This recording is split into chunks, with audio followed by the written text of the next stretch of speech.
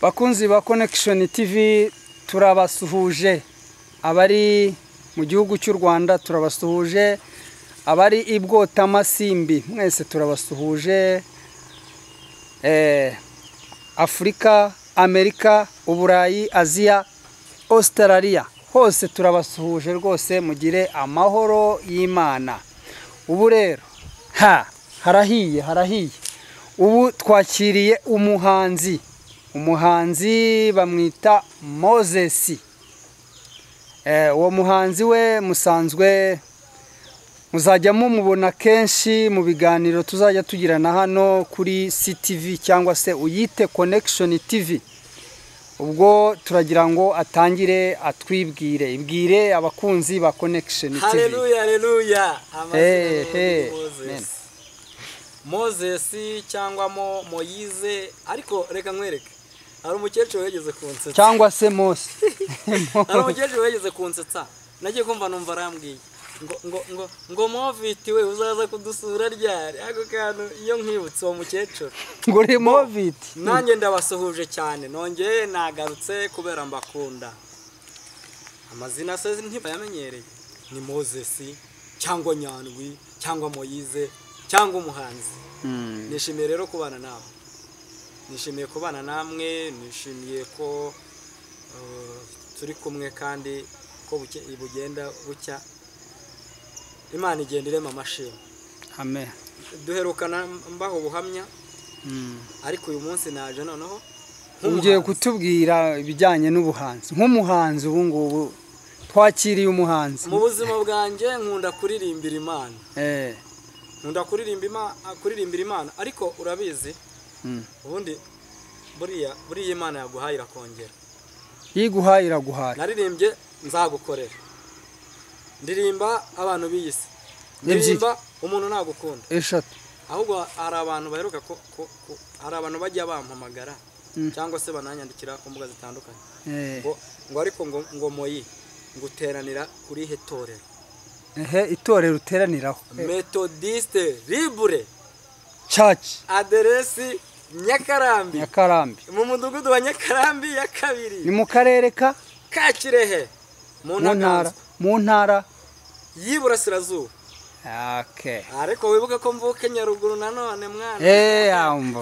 Bo rero ntago wabyibagirwa. Wakibagirwa aho wavuye se ni nyine yo uhibagiwe ni namwe Imana kugira neza inzaro ukajya yicisha abantu. Ngarutse nk'umuhanzi. Mfite ari indirimbo ariko nashize hanze vuba aha. Ari yitwa Uruwa mbere wowe Yesu. Ni Yesu navuga. Yesu niwe wa mbere. Yego. Yesu niwe nimero ya mbere. Yego. Kuriya cyakora ngo Satani ngo yegeze kuzunguza umutwe. Ariko Yesu niwe wa mbere. Wayikoreye he? Bo. Ese umuproducer wayinkoreye yitwa Elia. Niwe njya numva aho bita Eli Pro. Bo niwe rutwitsi. Ni nawe wakoze iyo mwumva nayo ari nayo yanyuma iheruka y'intaganzwa z'akarere ka Kirehe y'amatora. Intaganzwa z'akarere ka Kirehe. Iyo ndirimbo yawe ni nshyashya cyane. Ariko uyu munsi ndababwira kuri gospel, ku rukundo rw'Imana. Haleluya. Ni rwo rurerure, ni rwo rutugize. Amen. Imana niyo itumenyera umuceri, niyo itumenyera ikote, niyo itumenyera ishati. Uruwa mbere Yesu we, uruwa mbere ntacyo nabona cyo kukwitura. Wangiriye neza mu buzima bwanjye, uri nimero ya mbere Yesu we. Ariko iyo nyine yitwa uruwa mbere. Hakaba n'indi yitwa ngo isi ni mwarimu. Yesu we nakuvaho nkagana hehe, kandi iyo naniwe uranduhura, kandi iyo nsonje urangaburira, kandi iyo ndwaye untekera gakoma nagana he. Ari yitwa rero nzagukorera.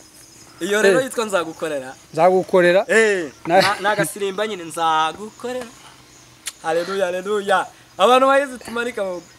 Nzagukorera nishimye nubishima mwami uzampembe, haba mu bibazo haba mu makuba, imvura irimo kugwa izuba rimeze nabi, nubishima mwami uzampembe. Amen. Yesu we nakuvaho nkagana hehe, kandi iyo naniwe uranduhura, kandi iyo nsonje urangaburira, kandi iyo ndwaye untekera agakoma, nagana he. Urinda abafite intimba ku mitima, kandi abashavuye ubahumurize, ufashe imfubyi n'abapfakazi, kuko iyi si nta munozi uyirimo, yemwe isi ni mwarimu. Kwari kubasogongeza. Urakoze cyane rwose. Iyo meruka ho yitwa ngo isi ni mwarimu. Bishatse kuvuga iki? Ngiye yaranyigishije. Umuntu isi itarakaranga ibiri kumushakira ibirungo, sibyo? Umuntu isi itaravuna amaguru, nyine urasonza. Uziko najyaga guhingira abantu ngo bangaburire, hari washana yigeze kujya gusura, noneho ariko nari nsonje, ariko nyine nubwo imiryango yakureka cyangwa inshuti, Yesu we aba ari mu kazi kugira ngo rero Imana izagukomeze, ubanza guca hakomeye. Ubundi umuhanzi ndarya n'umuceri, ariko sha hari abantu badashima Imana, hari abantu batajya bashima Imana. Iyo ubona wumva uko inkono itogota, kandi iyo nkono ukaburi buyiryeho, ntushime Imana. Jewe rero iyo madamu yabitetse, yewe ndashima Imana. Ikintu cyambere nuko namaze igihe nsonje, ariko naje naririmba ngo urinde abafite intimba ku mitima. Ariko hari igitero cya nyuma cy'iyo ndirimbo, cya nyuma kivuga ngo, igitero cya nyuma cy'iyo ngo isi ni mwarimu. Kiravuga ngo erega ikigeragezo gisuni ku mutima, ariko agahinda kakawukomeretsa, iyo gisunitswe n'abo musengana cyangwa abo mukorana n'abo muturanye, Mana uzuturengere. Urinde abafite intimba ku mitima, kandi abashavuye ubahumurize, ufashe imfubyi. Ariko reka nkubwire, ndafashijwe. Amen. Reka twasezeye abantu badukurikiye, inshuti zacu, abashari bacu. Hari ikindi mwashaka kumbaza se? Ewe akaryoshye ngo ntigahora mwitama, bakande subscribe.